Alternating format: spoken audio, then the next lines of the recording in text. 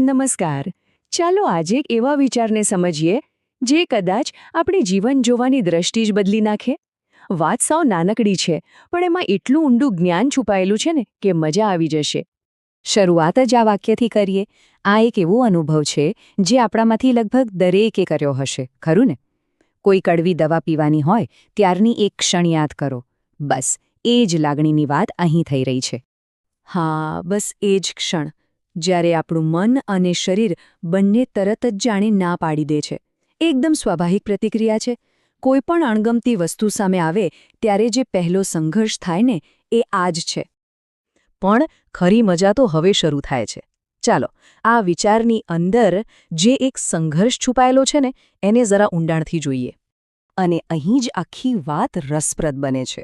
વિચારો, એક બાજુ છે એનો કડવો અપ્રિય સ્વાદ, જે ગળે ઉતારવો જ નથી ગમતો, બરાબર?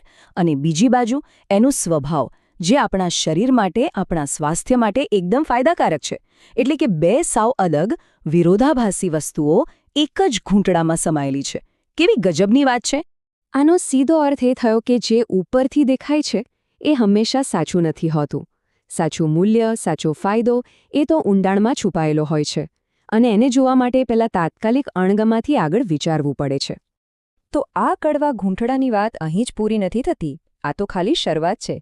ચાલો હવે જોઈએ કે આ નાનકડો વિચાર આપણા જીવનના કેટલા મોટા સત્યને ઉજાગર કરે છે. બિલકુલ, લેખક અહીં એ જ કહેવા માંગે છે. જે રીતે કડવી દવાનો ઘૂંટડો શરીર માટે કામ કરે છે, ઠીક એ જ રીતે જીવનના કડવા અનુભવો આપણા વ્યક્તિત્વ માટે કામ કરે છે. આ એક અદ્ભુત રૂપક છે, નહીં?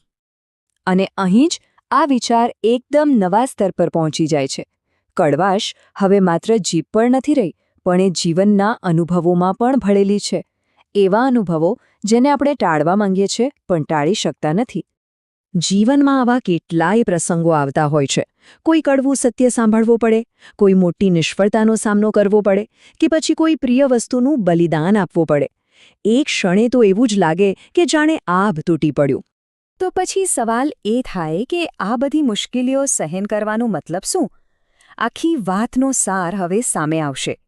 ચાલો જોઈએ કે આ સંઘર્ષ આપણને આખરે ક્યાં લઈ જાય છે. અને આ જ આખા વિચારનું હૃદય છે. એક એવી ખાતરી, એક એવું વચન કે ભલે વર્તમાન ગમે તેટલો મુશ્કેલ કેમ ન હોય, એનું પરિણામ હંમેશા ઉજ્જવળ અને ફાયદાકારક જ હશે. આ એક બહુ મોટી આશા છે. આખી પ્રક્રિયા કંઈક આવી દેખાય છે. સૌથી પહેલાં એક પડકારજનક પરિસ્થિતિ આવે છે. પછી આપણે હિંમત ભેગી કરીને એનો સામનો કરીએ છીએ, જે સૌથી અઘરો ભાગ છે. અને અંતે એ જ અનુભવ આપણને વધુ મજબૂત, વધુ સમજદાર અને એક વધુ સારા માણસ બનાવીને જાય છે. તો આટલી સરસ વાતમાંથી આપણે શું શીખવાનું છે? એવો કયો જ્ઞાન છે જે આપણે આપણા જીવનમાં ઉતારી શકીએ? આખી વાત મુશ્કેલીઓથી ભાગવાની નથી, પણ એને એક શિક્ષક તરીકે જોવાની છે. સમજો કે દરેક કડવો અનુભવ આપણને કંઈક એવું શીખવવા આવે છે જે આપણે કદાચ સરળતાથી ક્યારેય શીખી જ ન શક્યા હોત. બસ આ છેલ્લા શબ્દો આપણા દૃષ્ટિકોણને સંપૂર્ણપણે બદલી નાખે છે. હવે મુશ્કેલીઓ સજા નથી લાગતી, પણ વિકાસ માટેની એક તક લાગે છે. એ એક જરૂરી પ્રક્રિયાનો ભાગ છે જે આપણને ઘડે છે. ડૉક્ટર ગની પટેલની આ એક જ પંક્તિમાં જુઓ તો ખરા કેટલું મોટું જીવનસૂત્ર છુપાયેલું છે. એક સાવ સામાન્ય અનુભવથી શરૂ કરીને જીવનના આટલા ગહન દર્શન સુધીની સફર ખરેખર અદ્ભુત છે. તો આ એક પ્રશ્ન સાથે આપણે અહીં અટકીએ છીએ.